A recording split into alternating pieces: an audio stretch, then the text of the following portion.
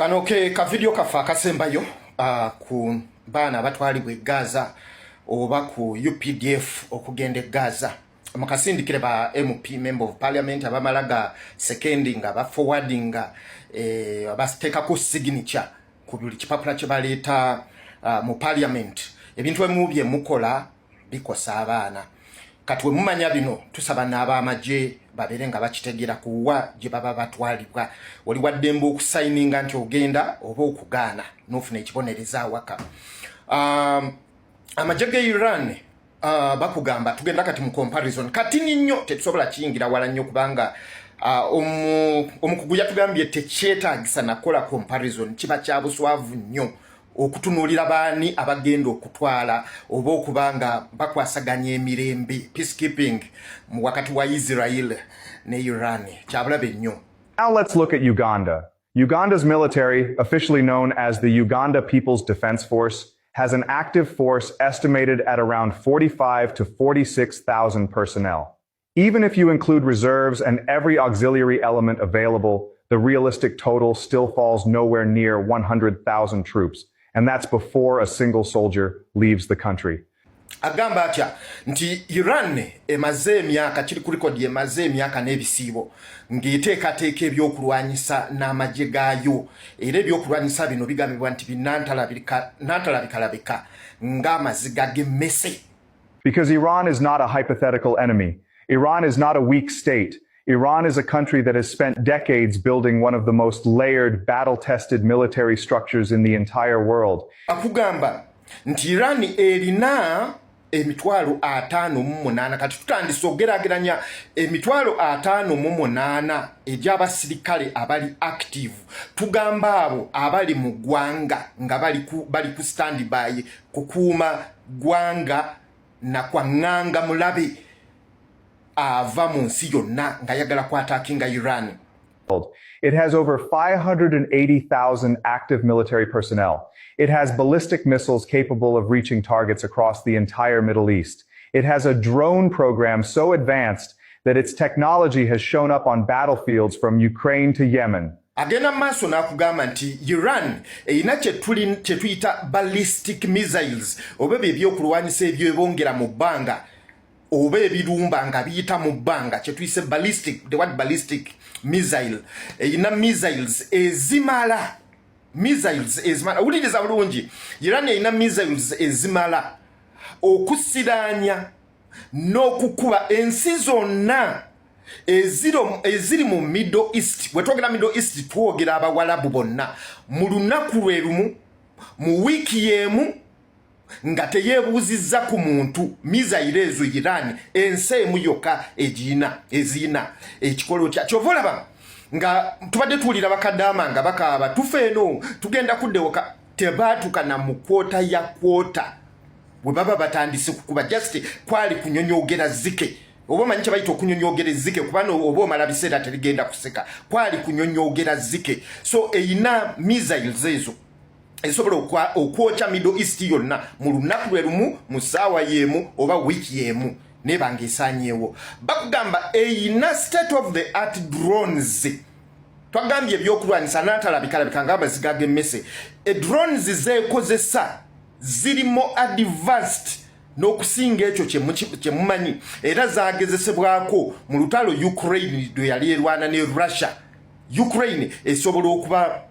omujulizi then era zaakozesebwako ne mu Yemen esobola okuba omujulizi mu ekyo. Agenda maaso n'akugamba nti ng'oggyeko emitwalo 58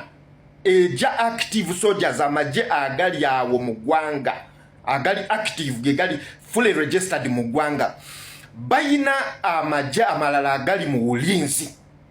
And beyond its own borders, Iran commands a network of proxy forces, Hezbollah, the Houthis, armed factions across Iraq and Syria that extend its reach far beyond what any map of its territory would suggest. Chewandiise reserve forces. Amajago aga reserve forces agali mu Hezbollah, amalala gali mu Syria, amalala gali mu nsinga Iraq. Ebitundu bisatu aguge majagali aga reserve force tebaga kuwadde na number wabula yakuwadde actual fact oba actual figure eya majagali akwanti gali emitwalo 58 kati agezako okufundiza mu nkonaga nti just okudiscussinga Uganda okugenda UPDF okugenda okubanga yegenda okuyimiriza Iran kyabulabe nnyo era kintu kyakusaaga mu nabusaazi nagamba nti obutamala budde bwe nagaka kutunuzeeko mu Uganda katini Uganda bwe tuwogerera erina emitwalo 4.4 sana erina emitwalo 4.6 active okitegeera 4.6 ejiri active agoge majagali ewaka oli ayina emitwalo 58 agali active agali awaka nakugamba nti wogattagatta ne reserve force eza Uganda amajagali ge basaasanya nti gabeere Congo galwane Somalia gabeere wa tosobola kuweza mitwalo 10 Uganda tesobola kuweza mitwalo 10 kati nagamba nti kiba kyabujega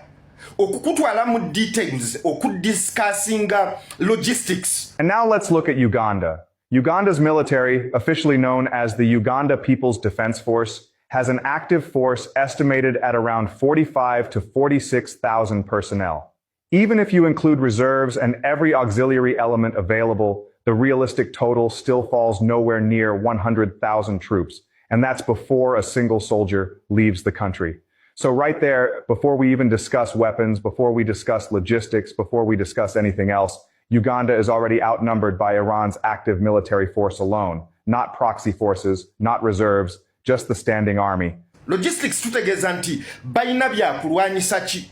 tugenda kubiteeka tutya tugenda bakubisa drone oba mizairo tosobola kudiscussinga nsonga eyo na musajja ayina amajja amalala mu kye tuyita Persian Gulf amajago nga ge tuyita aga Navy